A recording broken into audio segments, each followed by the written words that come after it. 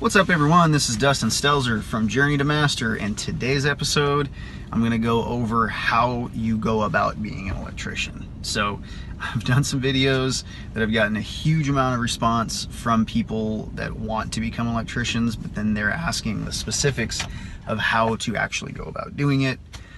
So I'm hoping that this video can kind of cover the questions that I get, the continued same questions that I get over and over and over. So stay tuned.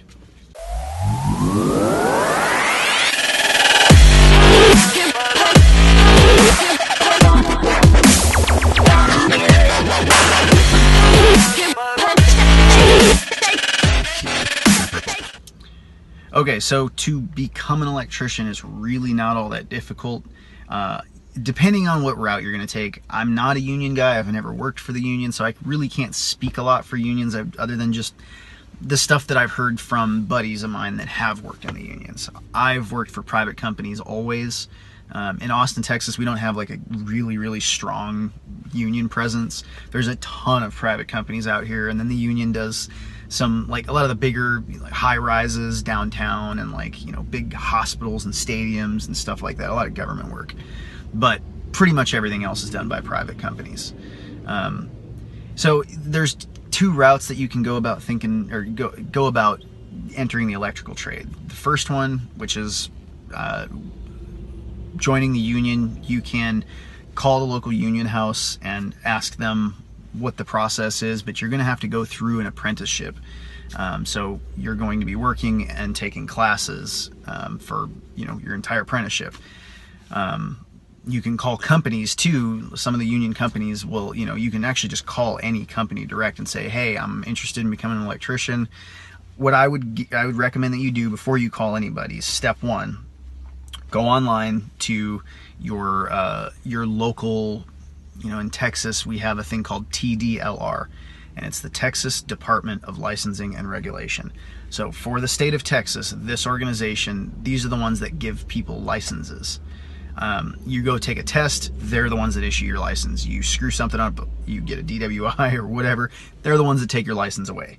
So in California or Minnesota or wherever you're from, you have a regulatory agency that's going to be in control of your issuing you an apprentice license.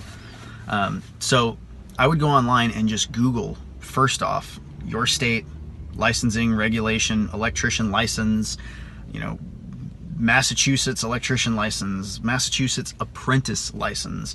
Something's going to come up, and follow the link and go get your apprentice card. It's in Texas, it's like 20 bucks, I think, 15, 20 bucks. I don't know. That was almost 10 fucking years ago. I think it's still like 20 bucks, but you just pay 20 bucks and you just get a card. That's all there is to it. Once you have your card, then you can approach a company and just say, hey, I've already got my apprentice card. I don't have a lot of experience, but I would love to become an apprentice. I'd love to learn this craft. You know, I work really hard. I'm not lazy. You know, I've already got tools. That's another thing too. If you tell the master or whoever you're trying to get hired with that you've already got hand tools, you've already got a license, and you're ready to work tomorrow, dude, you'll have a lot better chance getting a job.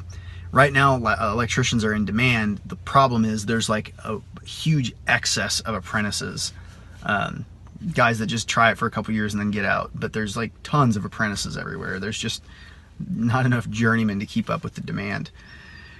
So anyways, if you go union, you know, like you obviously call the union house in your area, look up your local 173 or whatever union, electrical union is around. If you want to go private, then I would literally just go to Google and type in, like I live in Cedar Park, Texas. I would type in Cedar Park Electrical Companies, enter. And then Google is going to place a map, and it's going to show like A, B, C. These are all the electrical companies near you. And then underneath there's a list of like 15 electrical companies. What I would do is click top rated, and it'll reorganize that whole list into the best rated companies down to the worst rated. And I would apply, or I would call every single one of those companies, all of them, and call them until they answer. You know, like don't call like 7 times in a row, but I'm saying call them once in the morning, call them in the evening. If they don't get back to you, just call until they answer your phone. I wouldn't leave a message. I would talk to an actual person. This is for any job. If you just, like, I know some people that have never had to really work to try to get a job. They've just been kind of handed jobs. Every job that I've ever gotten, I've had to hustle and be on top of the person that is hiring me, and just be like the squeaky wheel, and getting myself the job and not waiting for the job to just come to me. So I would call like 10 to 15 companies, because the chances are 9 to 13 of them are not going to be hiring. They just either don't have the space, or they just don't want a guy that doesn't know what the fuck he's doing. Blatantly honest. After you've Googled and you've gotten the top rated, I would start from the top, because you really want to be with a good company. You want a boss that's going to take the time to teach. You don't want to work with an asshole, somebody that's going to be constantly degrading you all the time. You want somebody that is willing to teach. You're in a good group of guys. They laugh a lot. They have fun a lot. They talk about safety and how to not get killed. That's really important in this trade. A lot of guys are like, oh, OSHA this and safety that, and wear your PPE. That's all lame. No, it's not fucking lame. We have one of the most dangerous jobs out there. Shit you not, one of the most dangerous. Taking safety serious, if you have a boss that doesn't give a shit about safety, there's a likelihood that you're going to get hurt working for them as an apprentice, because they're going to probably put you in situations that they shouldn't. If they're not willing to look at safety as that important of a thing, then they're probably going to do some shady shit, like having you lean 7 ladders on top of each other to try to hang a chandelier, and then you fall down and break a leg. Just shit like that. Coming home at the end of the day to your family is like the most important thing. So make sure that you work for a good company, or try to. Like, even Google around and see reviews for companies. Like, you can go to Facebook, and whatever the companies are that you're thinking about applying to, research them first and just see what the community has to say about them. You know, if they've got like 17 reviews on Google and all of them are 1 star, I wouldn't even fucking bother with that. Honestly, I'd skip that company completely. You're not going to gain that much from it. And then if you go to work for a different company, you're going to have such shitty training that they're probably not going to keep you around. So try to get into a really, really good company.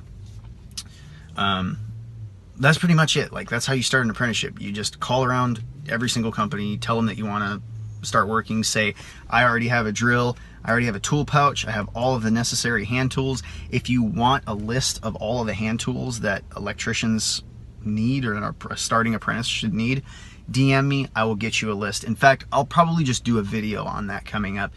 But in the meantime, feel free to reach out to me. Go to the Journey to Master Facebook page, or hit me up on Twitter, at Dustin Stelzer on Twitter, and just let me know that you're starting a new job and you want to know what tools to get, and I'll get a whole list put together for you. But having, $200 to $300 worth of tools, I know that seems like a lot when you're starting something out. It's kind of a huge commitment, but like, you can get a bag and a bunch of hand tools and a drill. You can even get a lot of the stuff used, like go to pawn shops and get it used, but there is a certain quality that you want to have. You don't want to have like mom's fucking ball peen hammer that you're showing up on a job with. You want like a 22-ounce Ewing, badass hammer. But you can find a lot of that stuff used at pawn shops and stuff like that. So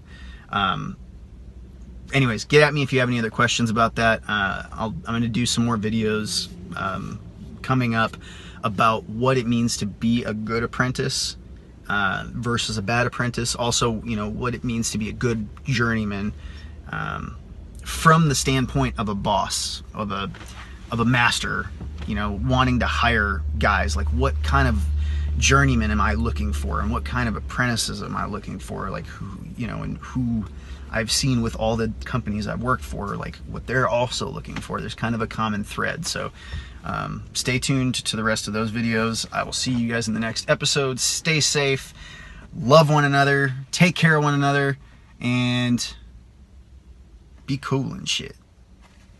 See ya.